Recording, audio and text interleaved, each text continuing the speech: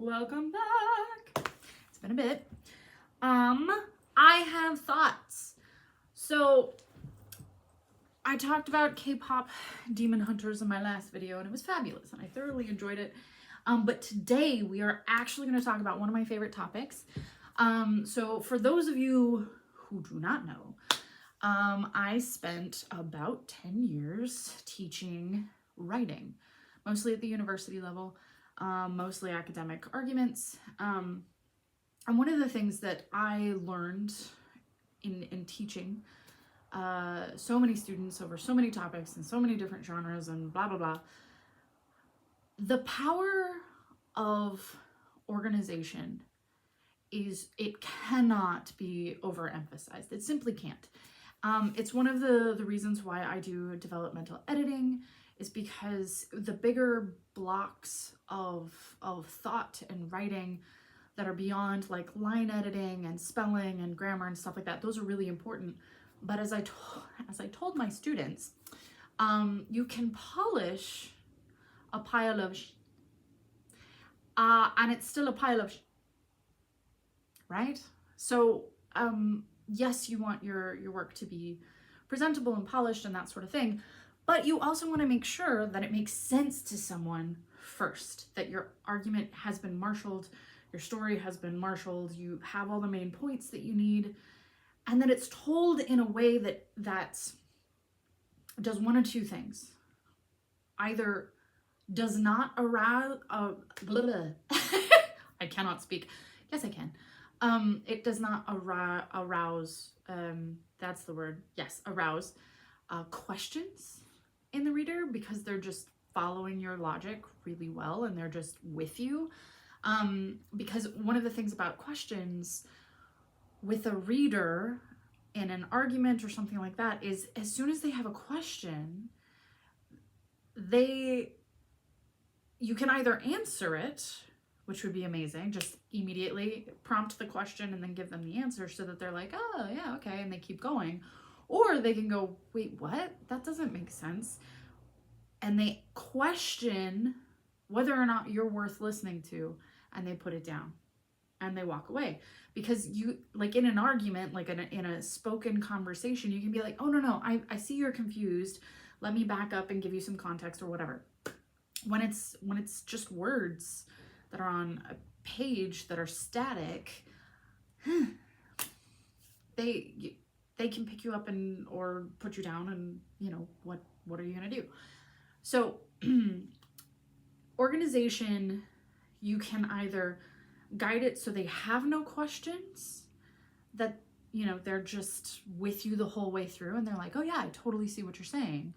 Or you can have such a compelling, fascinating organization that all they have is questions, but they're so intriguing and they actually trust you enough to continue reading to figure out the answer. Now, this is actually really risky, but it is really effective if you can pull it off. This is one of the reasons why we love mysteries, is when we don't know who did it and we're following along with all of the other characters, there's a bit of anticipation and excitement and suspense that comes along, and we want to know what happens. But if it's something that you're like, that doesn't make any sense, and I wouldn't agree with you anyway, I'm fairly confident because you're not worth me agreeing to, like, that's something else, and we're gonna put it down and move on because we're like, you don't have a brain. No, I'm gonna read something that has a brain. So it's like, those are the two main ways you can do organization, and you can do it well, is either be so clear and so smooth, and I'm gonna use this word, and bear with me, contiguous in your steps in your argument or in your story, and that everything is so perfectly slotted together that it's one solid piece, that nobody, like, the craftsmanship is so sublime that no one has a moment where they pause and realize that they're going on a journey with you, because it's just that smooth. And then they get to the end and they're like, ooh, huh, I have new thoughts to think about this issue, or I finished the book already. Or you can go, here's a question. Here's a question. Here's a question. Here's a question. You want to know the answer? Stick with me. Let's go. And again, both are powerful for completely different reasons. And why are we talking about it? We're talking about it because I finally finished The Jasmine Throne. And what I find absolutely amazing about this book is her organization plays on the latter style, where it's like, you're like, wait, did I miss something? There's something here. I don't know the answer to this question. Wait. And the entire way through this book, look how thick this book is. Like, until like the very end, I mean, maybe 2/3 of the way through, where you're like, aha, and you get a little bit more information. Like, you are just in it, and you have so many questions. And it's 533 pages. And I would say up until about 400-ish, you've got questions. You think you know the answer, but you're also like, do I actually know the answer? And what I love about this is it's not a mystery. This is not a suspense, like, this is not Poirot or you know, Sherlock Holmes or anything. This is not a mystery novel.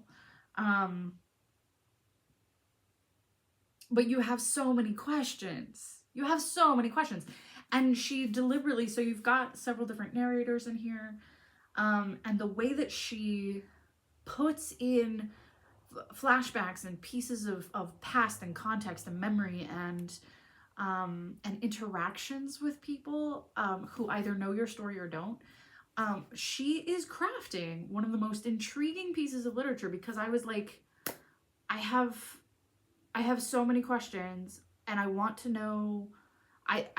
I genuinely have these theories. I'm fairly confident I know what's going to be at the end of this road, but I still want to read it, because the way that you're writing this is making me go, but do I actually know the full story? Do I actually sense what I'm sensing? And it's just fascinating.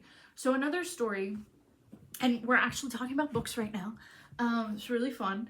Because normally I do TV shows so that you guys can like access it pretty quickly and then, you know, see what I'm talking about. But this one, you gotta read the book. So read it. The other one, and I don't actually have it out right now, but it's the Moonstone by Wilkie Collins. And what's fascinating about this particular novel is it's one of the first kind of mystery detective novels. There isn't actually a detective in there, but there is a man who is trying to determine what happened in a certain situation. And he has everybody who's closest to the action of the mystery write down their memory of the events. And it's arranged so that we're following the closest action, which has a really curious effect of making us, because the character is asking these people to come back after they know what's already happened and write their memory. So there's a very beautiful like balance between these narrators who are like, oh, I'm getting too ahead of myself, let me pull back so that you can walk with me. And it's a very self-aware narrative process. Now, Wilkie Collins was one of the first, he was a barrister in England and in Victorian times.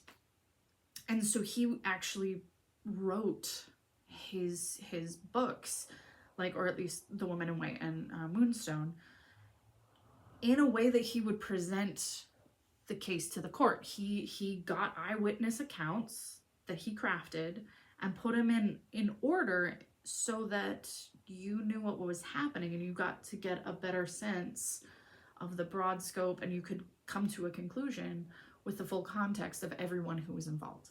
That's a really fascinating way to do books, because you're seeing, or mysteries, because you're seeing things through knowing eyes who admittedly didn't know anything at the time. and they're writing their memories from that time, from a knowing place, which leaves you in the dark. But you're like, but I know this, there's something in the scene that was important because this person's writing this book right now, and this section, and they're telling me this story in the scene. So clearly I need to pay attention. There's something important in this. And you may not know what it is until the end of the book. And then you're like, oh, that's brilliant. So I love Wilkie Collins novels because his organization is essential to the story. If he organized it in any other way, you would either immediately know what happened, or you would think you would know, and then you'd be completely wrong. So what I love about this one is it has a similar perspective on organization and on revealing pieces of past and context that informs the richness and the significance of the story that's unfolding. And it is a revolutionary book. Like it is a fantasy novel. So there's a system of magic that is fascinating, and I am so intrigued. And you have these beautiful chunks of organization where if you swap 2 chapters, it would completely change the story. Like it would completely change your perception of the story, and it would also completely shift the relationship between the characters. It is fascinating. I could go on forever and ever, but what I suggest here is that you read the Jasmine Throne and that you see what I'm talking about for yourself, or the Moonstone. Both. Do them both. They're amazing. Yeah, so if you have any thoughts about organization or something that you've noticed, or a book or a movie or whatever that you think really talks about this or exemplifies this situation, let me know. And I will see you next time.